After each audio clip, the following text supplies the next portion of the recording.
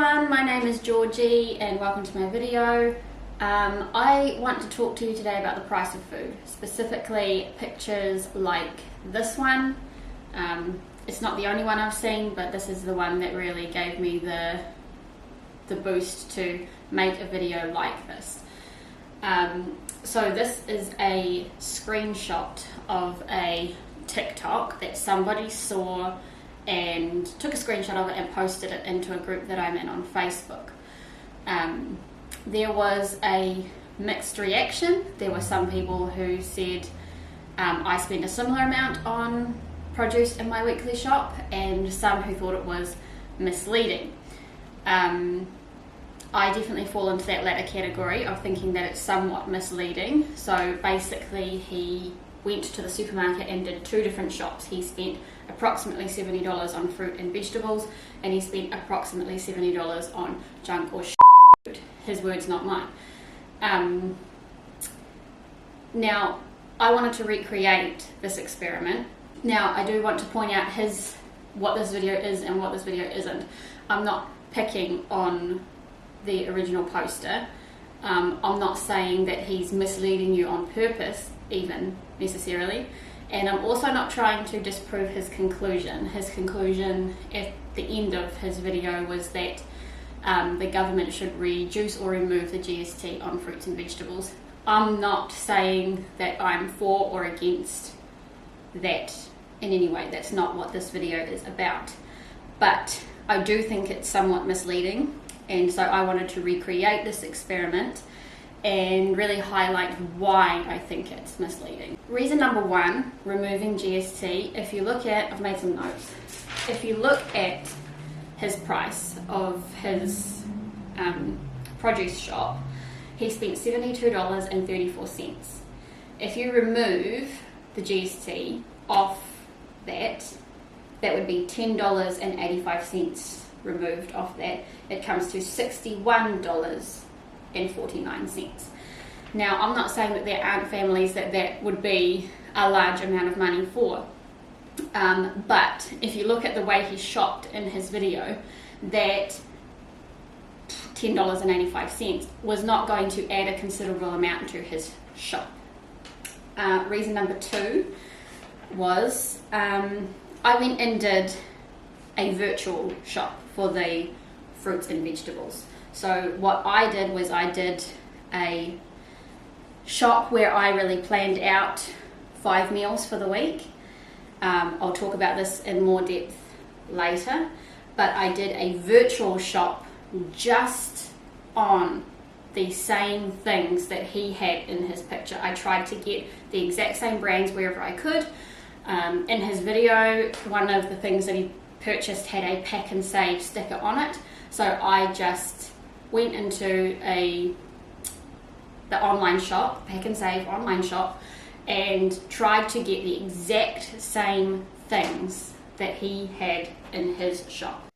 So this is the first shop that I did, the virtual shop that I did. I don't have a spare $70 to splash on this experiment, so I did a virtual shop. Now, I want to draw your attention first of all to that price up in the top right hand corner, that $46.80. That was the total. The price in the bottom right hand corner, where it's got an extra dollar added on, that is a surcharge, a bagging fee that they pack and save adds on to your shop, and that $1 extra is not included in the price of the vegetables. So let's begin here. We've got 2 heads of broccoli and 1 head of cauliflower. We've got 1 kilo of green kiwi fruit.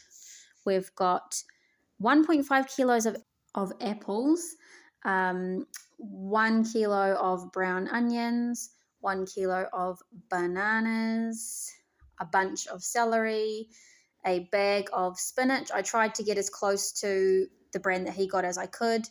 1 kilo of red kumara,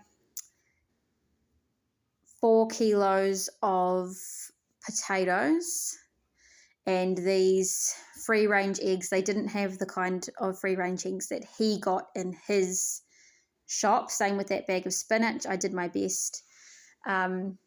But you can see the total in the top right hand corner doesn't come anywhere near $72. Now, I just want to show you some things that how we can get this a little bit cheaper. So first of all, we're going to look at eggs, because free range eggs, when you're on a budget like this, is not a necessity. I'm really, really happy for you if you have got that as a value in your family, that you want free range eggs. I do too. But when we're on this kind of budget that's going to be broken by the GST on fruits and vegetables, it's not fair in this comparison. So I'm going to go for this one that's $4.49 for a pack of 12. Bear in mind that these free range eggs are only a pack of 10. So that hasn't changed the total considerably, but these cents matter. Now we're going to have a look at these potatoes.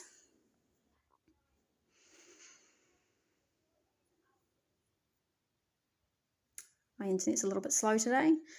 So we've got 10 kilo bag for $11.99. Scroll down, 5 kilos $9.99. 3 kilos $6.99. This is the one that he had in his bag, so that's the one I had in my trolley, and you can see that that's $4 for $9.99. This is 6 extra kilos for $2 extra. So I'm going to do that. I'm going to swap that one out. Now it's $2 more expensive, but we've got 2 extra eggs and 6 extra kilos of potatoes. Now we're going to have a look at these apples, because everybody knows that fruit in general, with a few exceptions, are more expensive if you get them pre-packaged. So $3.99 a kilo, $4.99 a kilo, $3.99 a kilo, $1.29 a kilo, and then these ones, which is the ones we had. So, I mean, this is a no-brainer here. So we're going to go and get 1 kilo of those. Oh, what is going on with this button?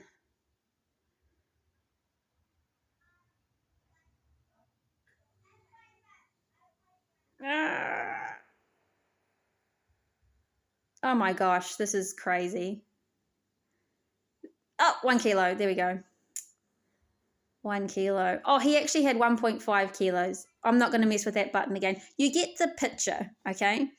So that brings us to $43.80. We could add a whole extra kilo of apples and still not be anything like $72. Okay, you see where I'm going with this.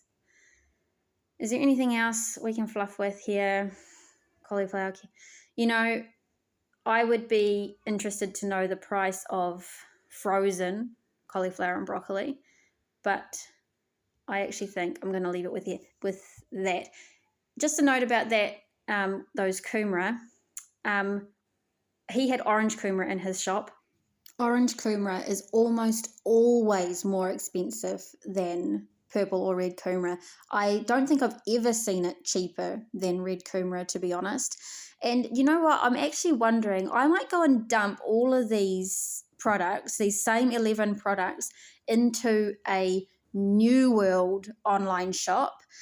I still don't think we would get to $72. I'm going to go and have a look. I'm going to do it.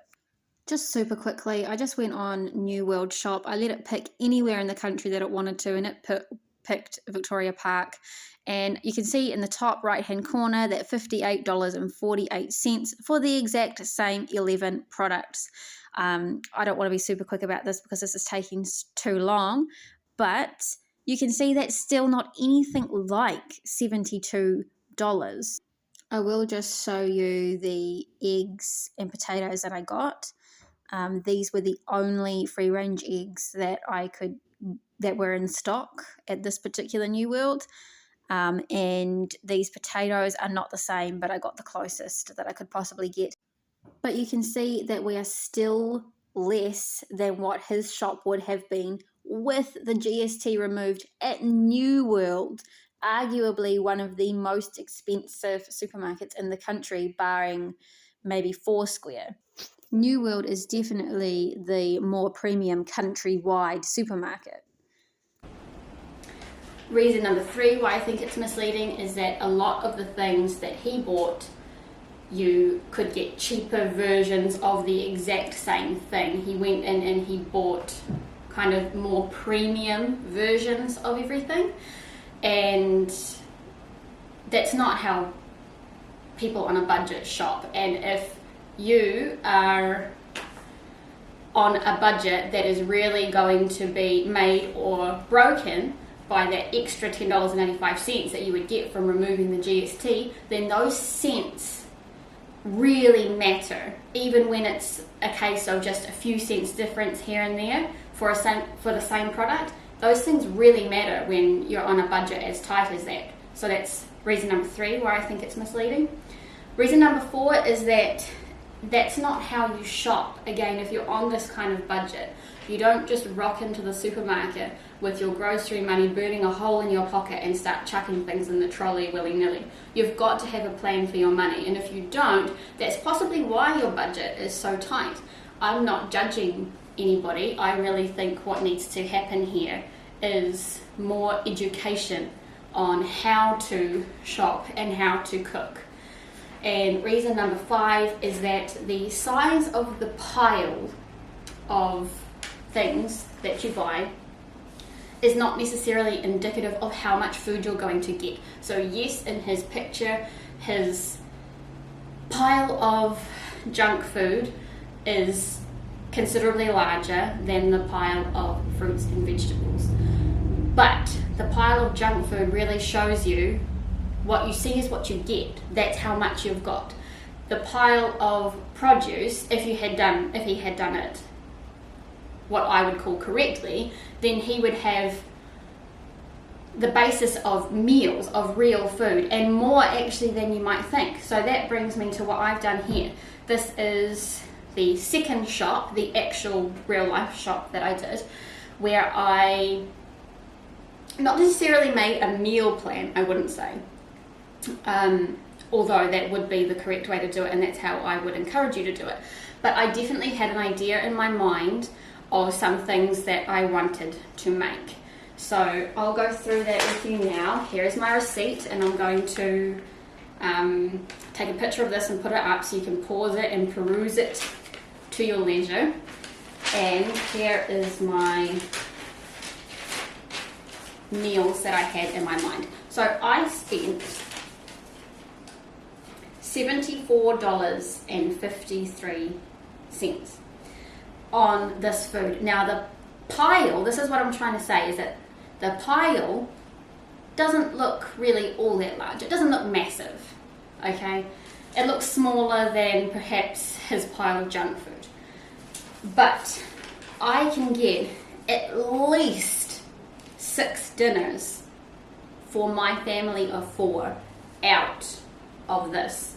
And my family, we're big eaters, not necessarily me, but my kids and my husband spends a lot of time in the gym, and he eats a lot of food. So these are not tiny little pithy little meals, okay? So I had on my list roast chicken and vegetables, leftover roast pie. If you don't make any of these recipes, you want to make the leftover roast pie because it is delicious in its own right. Chicken soup and bread, lentil bolognese, fish cakes and coleslaw, and a frittata. Now I'm hoping that there's going to be enough leftovers that I can get a 7th meal out of this, and I'm also reasonably confident that I'm going to be able to get 6 days worth of lunches out of this as well. So this is potentially 6 days of dinners and lunch. At least I know I'm going to get the dinners out of it, but potentially lunch as well for 6 whole days for $74.58. That's basically all I've got to say. I hope you enjoyed it. If you want to know what I'm going to do with these and how I'm going to spread it throughout the week, let me know and maybe I'll make another video. And if you want me to include a whole week, obviously we have to eat breakfast and we have to eat snacks, so I'm going to go back to the supermarket. Maybe I can do another challenge and show you how we actually eat for a whole week if you'd find that helpful. Yeah, thank you for watching.